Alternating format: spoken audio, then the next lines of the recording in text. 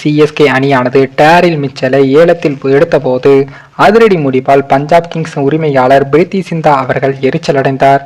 கிட்டத்தட்ட டேரில் மிச்சலை வாங்க போகிறோம் என்று பிரீத்தி சிந்தா அவர்கள் நினைத்த போது சிஎஸ்கே அணி எதிர்பாராத விதமாக விலை கேட்டு அதிரடி வைத்தது. நியூசிலாந்து அணியின் வீரர் டேரில் மிச்சலை வாங்க டெல்லி கேபிட்டல்ஸ் பஞ்சாப் அணிகள் இடையே கடும் போட்டியும் நிலவியது. இரண்டு அணிகளும் விடாப்பிடியாக இருந்ததால் டேரில் மிச்சலை விலை எகிரியது. ஒரு கட்டத்தில் 11.75 கோடிக்கு விலை கேட்ட பஞ்சாப் அணி அப்போது டெல்லி அணி பின்வாங்கியது.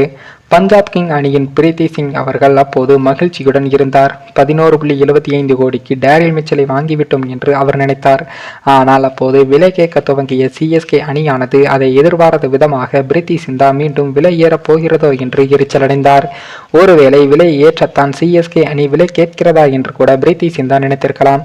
ஆனால் சிஎஸ்கே அணி விடாப்பிடியாக நின்று 14 கோடிக்கு டேரில் மிச்சலை வாங்கியது.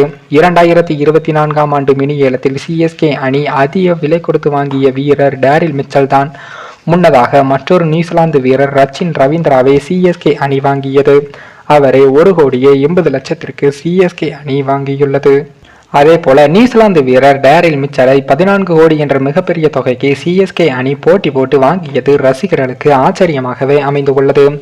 ஏனென்றால் கடந்த வருடம் எந்த அணியும் வாங்காததால் விலை போகாத அவரை இந்த முறை சிஎஸ்கே அணி இவ்வளவு பெரிய தொகைக்கு வாங்கியுள்ளது. இருப்பினும் இதன் பின்னணியில் தல தோனி இருப்பார் என்றும் ரசிகர்கள் நம்புகிறார்கள்.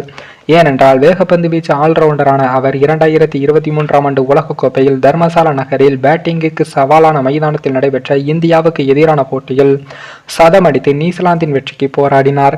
அதைவிட மும்பையில் நடைபெற்ற முதல் செமிஃபைனலில் மீண்டும் இந்தியாவுக்கு எதிராக 7 விக்கெட்டுகளை எடுத்து மிரட்டிய சமி போன்ற அனைத்து பவுலர்களையும் மிகச் சிறப்பாக எதிர்கொண்டு அவர் சதமடித்தார். அந்த வகையில் 2023ஆம் ஆண்டு உலகக்கோப்பையில் சிறந்த பவுலிங் கொண்ட இந்திய அணிக்கு எதிரான 2 போட்டிகளும் மிச்சல் 2 சதங்கள் அடித்து இந்தியா சூழ்நிலைகளை தம்மால் அசத்த முடியும் என்பதை காண்பித்து உள்ளார். இது மட்டுமில்லாமல் கடந்த வருடத்துடன் அம்பத்தி ராயுடு ஓய்வு பெற்ற நிலையில் பென் ஸ்டோக்கையும் சிஎஸ்கே விடுவித்தது. ஏனென்றால் மிடில் ஆர்டரில் நங்கூரமாக அதிரடியாக விளையாடக்கூடிய திறமை தேவைப்படும் நேரங்களில் மித வேகப்பந்து வீச்சாளராக செயல்படும் தன்மையும் கொண்டுள்ள காரணத்தாலேயே அவரை சிஎஸ்கே அணி இவ்வளவு பெரிய தொகை வாங்கியுள்ளது என்றும் சொல்லலாம். மொத்தத்தில் ராயுடு, பென் ஸ்டோக் ஆகியோரது இடத்தை நிரப்புவதற்காக 2023ஆம் ஆண்டு உலகக்கோப்பையில் இந்தியாவுக்கு எதிராக அசத்திய மிச்சலை கேப்டன் தோனியுடன் விருப்பத்துடன் சிஎஸ்கே அணி வாங்கியிருக்கிறது என்று எதிர்பார்க்கப்படுவதும் குறிப்பிடத்தக்கது.